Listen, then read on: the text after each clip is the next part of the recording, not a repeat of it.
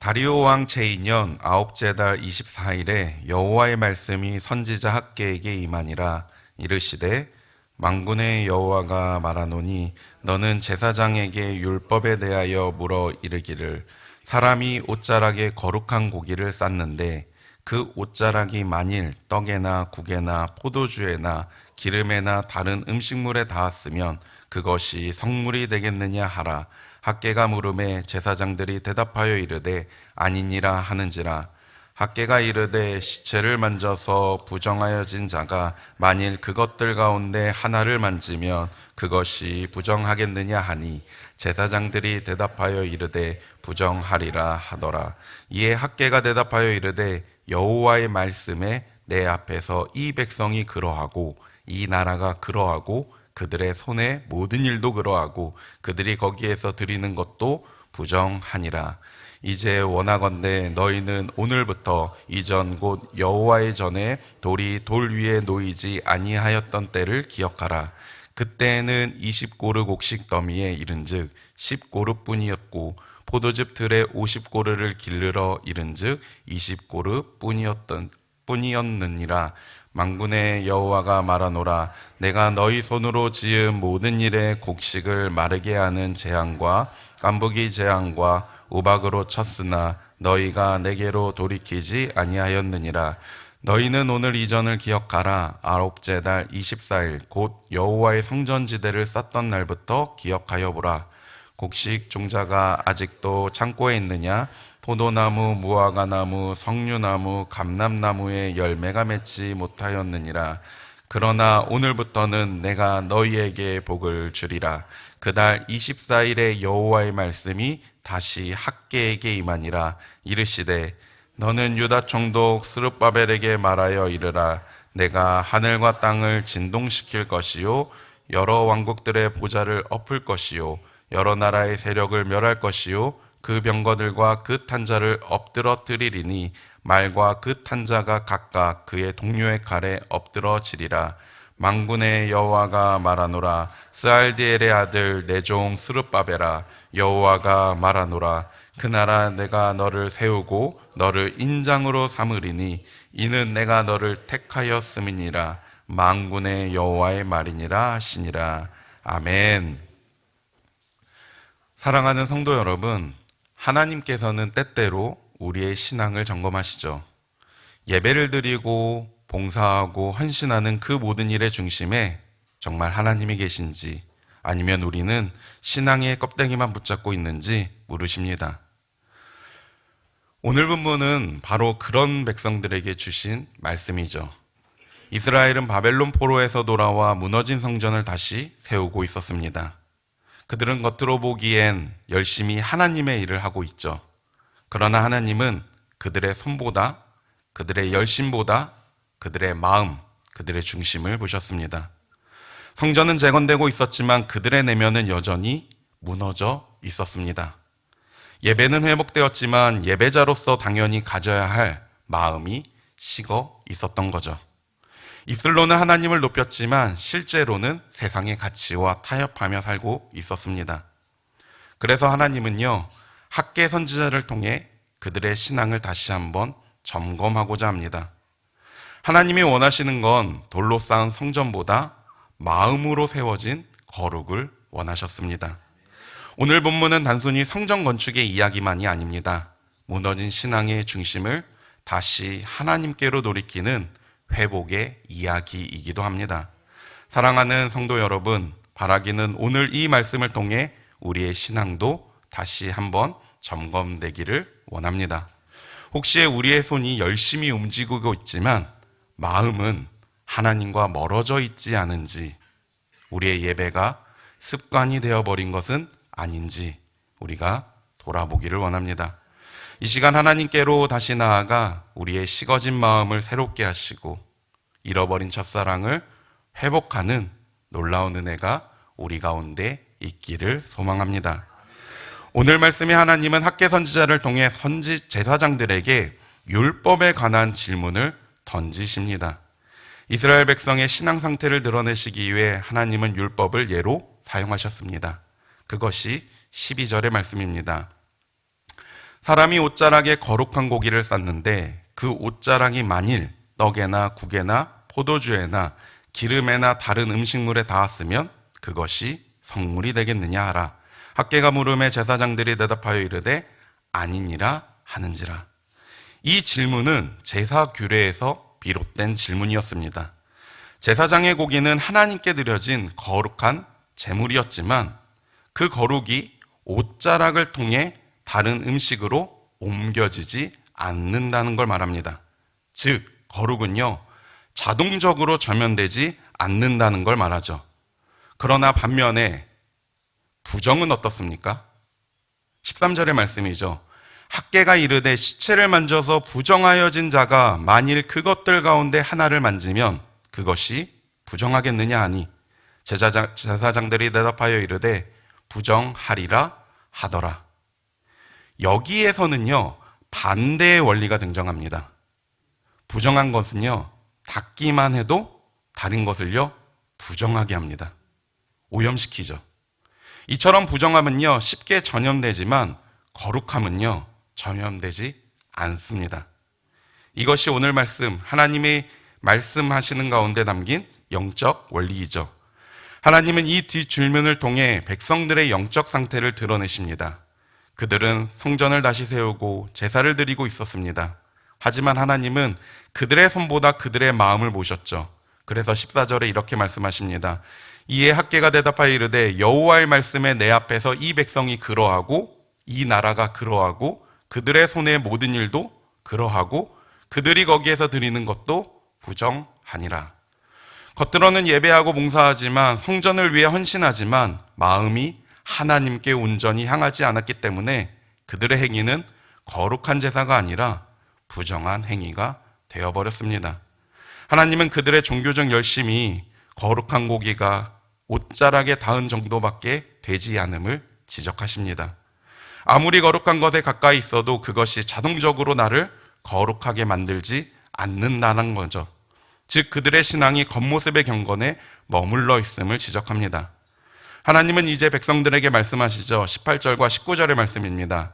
너희는 오늘 이전을 기억하라. 아홉째 달 24일 곧 여호와의 성전지대를 쌓던 날부터 기억하여 보라.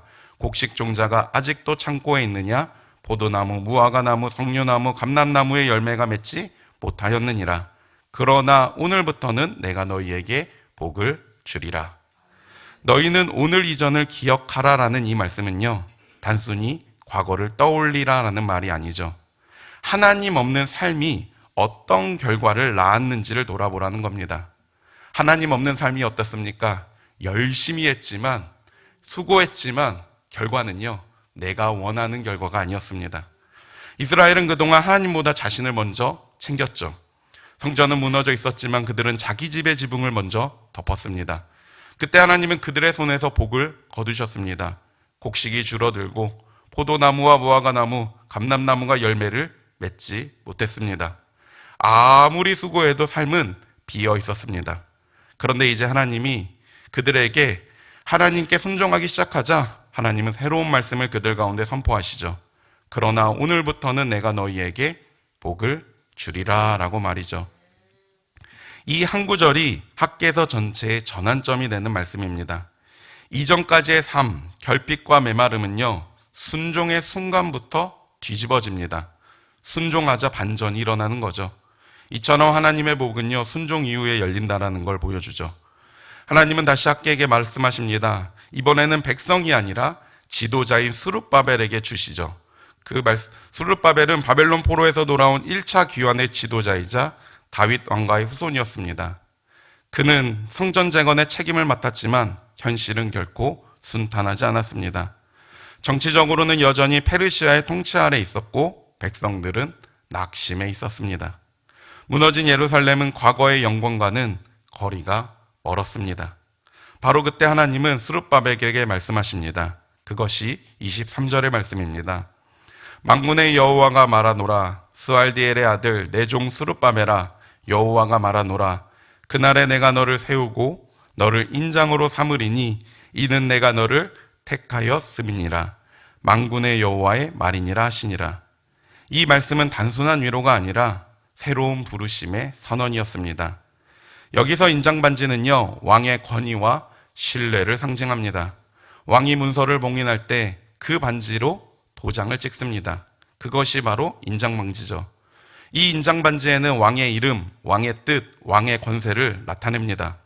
하나님은 스룹바벨에게 나는 너를 내 손의 인장으로 삼겠다라고 말씀하십니다. 세상이 흔들려도 하나님은 그를 통해 자신의 뜻을 이루고자 하십니다. 그런데 이것은 단순히 스룹바벨 개인에게만 주신 약속이 아니라 무너진 이스라엘 전체를 향한 하나님의 회복의 약속이었습니다. 말씀을 정리합니다. 거룩은 외적인 행위로 저면되지 않습니다. 예배당에 있다고 해도 예배자가 되는 것은 아니죠. 교회 안에 있어도 마음이 하나님께 있지 않다면 그것은 단지 형식일 뿐입니다. 거룩한 옷자락은 있지만 거룩한 마음이 없는 신앙, 그것이 학계 시대의 문제였고 어쩌면 오늘 우리의 모습일지도 모릅니다. 거룩은 남의 열심에 기대어 생겨나지 않습니다. 거룩은 하나님 앞에서 홀로 무릎 꿇는 자리에서 시작될 줄 믿습니다. 하나님께 마음을 내어드리고 내 안에 불순함과 타협을 인정하고 그것을 제거하는 그 순간부터 거룩은 다시 자라나기 시작할 겁니다. 그리고 우리는 잊지 말아야 합니다. 거룩은 전염되지 않지만 죄는 순식간에 번진다라는 사실을 말이죠. 한 사람의 불순종이 가정을 무너뜨리고 한 공동체의 타협이 하나님이 주신 복을 가릴 수 있다는 사실을 우리는 기억해야 할 겁니다. 그러나 하나님은 우리의 부정함을 드러내실 때 정죄하기 위해서가 아니라 정결케 하기 위해 드러내시기도 합니다. 그분의 책망은 심판이 아니라 회복을 위한 회복의 시작이기도 합니다. 하나님은 순종을 보시고 복을 주시죠. 믿음은 말이 아니라 순종으로 증명됩니다. 이스라엘은 무너진 성전을 다시 세우며 순종으로 응답했고 그때 하나님은 오늘부터라는 새로운 시간을 우리 가운데 열어주십니다. 오늘부터라는 이 말씀은 하나님의 회복의 시계가 다시 움직이기 시작한다라는 선언이죠. 하나님은 그들의 과거를 이제 더 이상 묻지 않으십니다. 단 한 번의 진심 어린 순종을 보시고 그들의 믿음을 보시고 이제는 복을 주겠다라고 말씀하십니다. 우리 삶에도 그런 전환점이 필요할 줄 압니다. 기도에도 응답이 더딘 시절, 수고에도 결실이 없던 시절, 하나님은 그 모든 과정을 통해 이렇게 말씀하십니다. 오늘 이전을 기억하라. 그러나 오늘부터는 내가 복을 주리라. 복의 시작은 새로운 태도인 것이죠. 마음이 하나님께로 돌아가고 말씀 앞에 다시 서기로 결단할 때 그때부터 하나님은 우리의 삶의 복을 출발점으로 삼으십니다. 하나님은 언제나 완벽한 사람이 아니라 돌이키는 사람, 하나님께로 나아가는 사람에게 복을 주십니다. 오늘 우리가 순종의 자리를 선택한다면 그분은 분명하게 말씀하십니다. 오늘부터는 내가 너희에게 복을 주리라 라고 말이죠. 그분은 여전히 우리의 인생 위에 새 출발을 쓰고 계십니다. 오늘이 바로 그날이 되기를 소망합니다. 하나님께 순종으로 돌아가는 순간 그분의 회복의 시계가 다시 움직이기 시작할 줄 믿습니다. 그리고 하나님은 오늘도 무너진 자를 다시 세우시고 낙심한 사람을 격려하시고 넘어선 자를 다시 일으키시며 흔들린 믿음을 붙드시고 말씀하십니다. 내가 너를 택하였다. 내가 너를 다시 세우리라 라고 말이죠. 세상은 흔들리고 현실은 불안해도 하나님의 선택은 변하지 않습니다. 스룹바벨처럼 하나님은 오늘도 한 사람을 찾아 그 사람의 인생을 통해 회복의 역사를 다시 시작하십니다. 바라기는 저와 우리 성도님들이 겉모습의 신앙이 아니라 마음으로 하나님 앞에 서는 거룩한 신앙이 되기를 축원합니다. 하나님께서 기뻐하시는 것은 형식적인 예배가 아니라 그분의 말씀 앞에 순종하는 삶입니다. 우리의 손보다 우리의 마음을 드리고 우리의 열심보다 순종으로 반응하며 하나님께서 주시는 복의 자리를 다시 회복하기를 원합니다. 바라기는 저와 우리 성도님 모든 분들이 모두가 거룩한 순종으로 하나님 앞에 다시 서서 하나님이 기뻐하시는 회복의 삶을 살아가시기를 주님의 이름으로 축원합니다. 기도하겠습니다. 사랑과 은혜가 많으신 하나님 아버지, 오늘 학계 말씀을 통해 우리의 신앙을 다시 돌아보게 하심에 감사를 드립니다. 주님, 겉모습의 열심이 아니라 우리의 마음의 순종으로 주님 앞에 서게 하시고 세상과 타협했던 마음을 오늘 이 시간 돌이키게 하옵소서. 오늘부터는 내가 너희에게 복을 주리라 말씀하신 약속의 말씀을 붙잡게 하시고 스룹바벨을 인장으로 삼으신 것처럼 우리도 주님의 손에 붙들린 사람 되게 하옵소서. 흔들리는 세상 속에서도 거룩과 순종으로 살아가게 하시고 오늘부터 우리의 삶에 주님의 회복과 은혜가 시작되게 하옵소서. 거룩하신 예수 그리스도의 이름으로 기도드리옵나이다. 아멘.